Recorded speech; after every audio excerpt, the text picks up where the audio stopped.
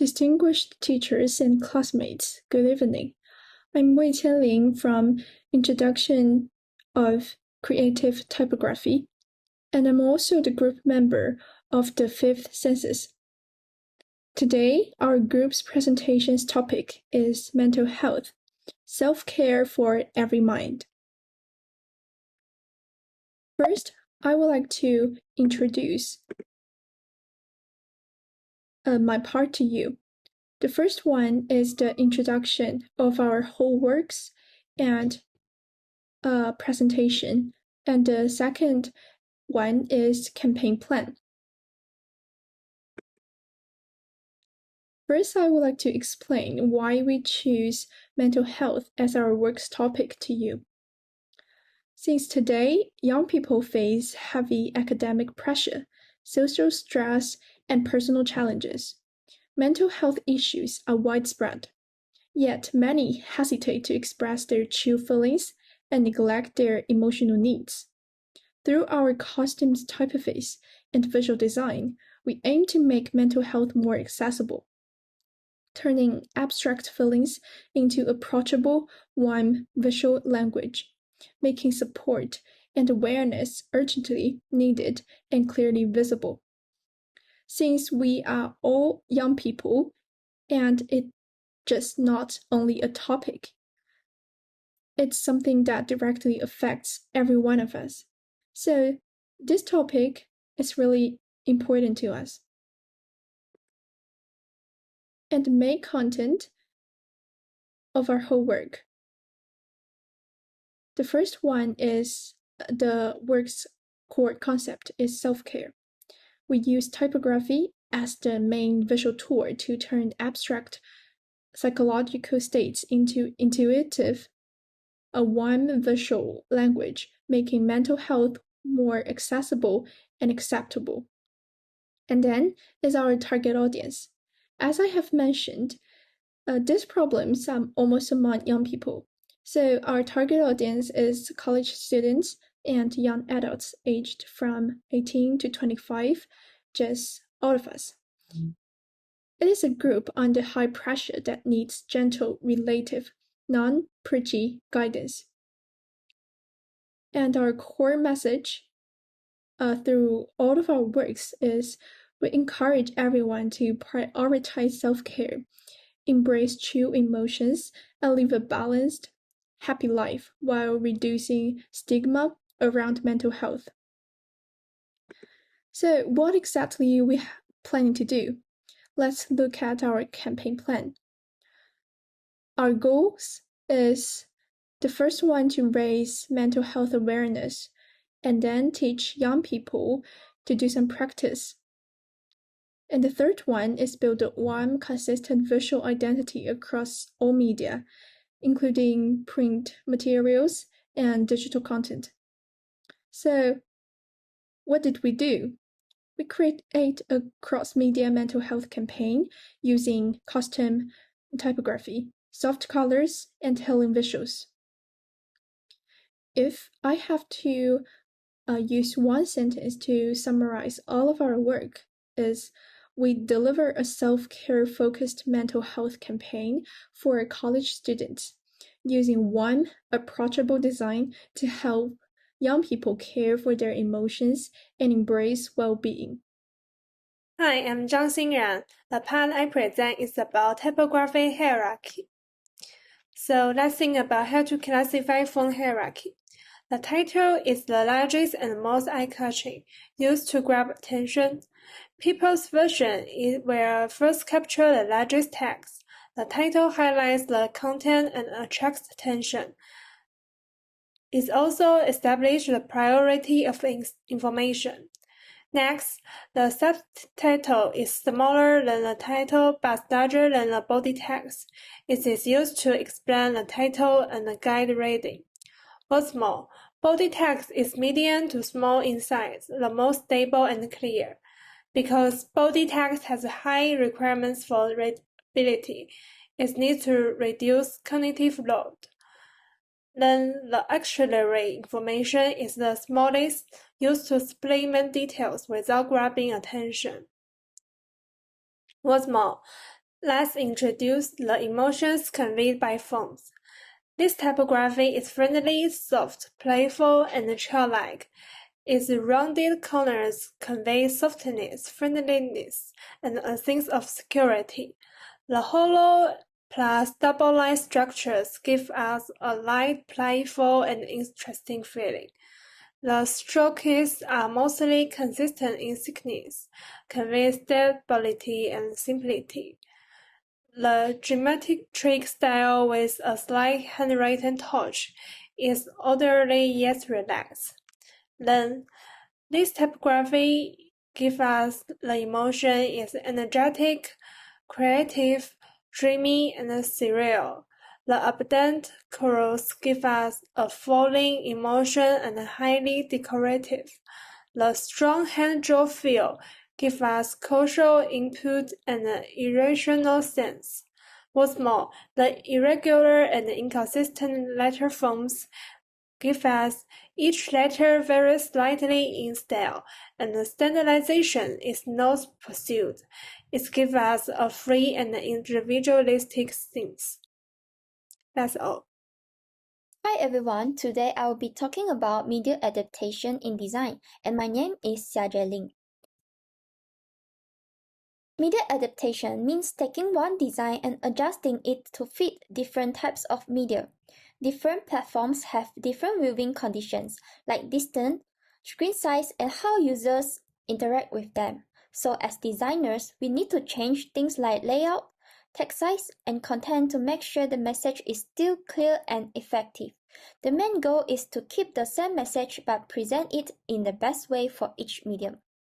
First, let's look at print media, which includes posters, flyers, and postcards.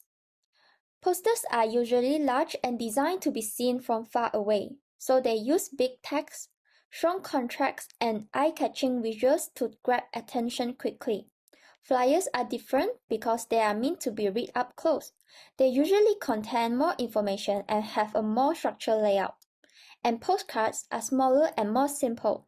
They often have a visual on the front, information on the back. Overall, print media allows for more detailed content because people spend more time looking at it. Next is digital media like Instagram posts and mobile banner ads. Instagram posts are usually viewed on phones and people scroll very quickly, so the design needs to catch attention immediately using both visuals and minimal text. Mobile banner ads are even smaller and only appear for a short time. Because of that, they need to be very simple and include a clear call to action like shop now or learn more. And at our mobile banner ads, it says self-care. In general, digital media requires faster communication and simpler design because people have shorter attention spans. Here we have a comparison graph. You can take a look, and in conclusion, media adaptation is very important in design. We can't use the same design for every platform without changes. Each medium has its own strengths and limitations. Print focuses on more details and readability, while digital focuses on speed and impact. So a good design is one that keeps the same message but adapts to fit different media effectively. Hello, my name is Lü Tong and my student ID is COS20916. And this is my part about the print vs the digital. For the print media, it relies on reflected light CMYK and must capture the attention from very distances. So every element has to work hard to direct the eye, so there's no room for ambiguity in the visual hierarchy. And for the digital media, on the other hand, we are all used to scrolling quickly on phones or laptops, screening at backlit screens. So if the text is too dense or heavy, we'll turn out immediately. That's why typography needs to be engaging, but not heavy. And here is an example, the contrast between our groups, print flyer and the digital website landing page mockup can look look at our digital banner on the right. We adopted a scatter video layout, which can instantly capture people's attention, make them pay attention and stay focused on it. And in contrast, look at our E3 print poster on the left. We designed the layout as an S-shaped curve to create a clear and linear reading process, and the font has also become more regular. Some smaller font size in the main text allows for more content to be placed. And because that flyers are medium for people to read up closely, so they will not have any bad impact. That's about my part. Hello everyone, I'm Xie Zining. I will now walk you through the justification of design for our Fifth Sense campaign. First, let me introduce the overall design rationale. Our campaign focuses on mental health awareness and self-care, aiming to encourage emotional reflection and promote everyday well-being. We transform abstract psychological concepts into approachable and relatable visuals to reduce stigma and make the message more engaging. In terms of color, we constantly use blue and pink. Blue represent calmness and stability, while pink conveys warmth and emotional sensitivity, creating a balanced and smoothing tone. Next, I will explain the design of our poster. We use an abstract composition to guide the viewer's eyes, symbolism that psychological recovery is not linear but fluid and resilient. The blue gradient background creates a calm and trustworthy atmosphere, while the handwritten decorative typography makes the topic more approachable. For the leaflet, we apply a four-quadrant grid layout to organize complex information into clear sections. The use of white space prevents visual clutter and reflects the idea of inner peace.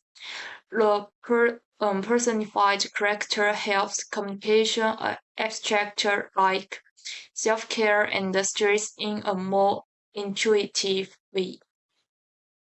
For the flyer, we use zigzag layout along a curve to guide reading from top to bottom. A pink gradient is applied to create a softer, more empathetic emotional tone. Next, for the poster card, we adopt a softer illustrative style within multiple color backgrounds such as yellow, blue, purple, and pink. The kitchen imagery symbolizes balance and happiness in life, while the central composition and handwritten heading enhance emotional engagement. For the website rating page, we use an unstructured layout with cross-like shapes and spacing to create a relaxed visual rhythm. The central self-care texture acts the focal point, supported by surrounding content and clear hierarchy. Design of IG poster. We use purple as the main color to convey tranquility and healing, complemented by green element to symbolize growth. The central composition, clear typography, and vertical layout guide users naturally toward the call to action, while maintaining constance with the overall campaign branding. In conclusion, our Fifth Sense campaign combines constant visual design and clear message to promote mental health awareness and self-care. It's all for my part. Thank you for listening.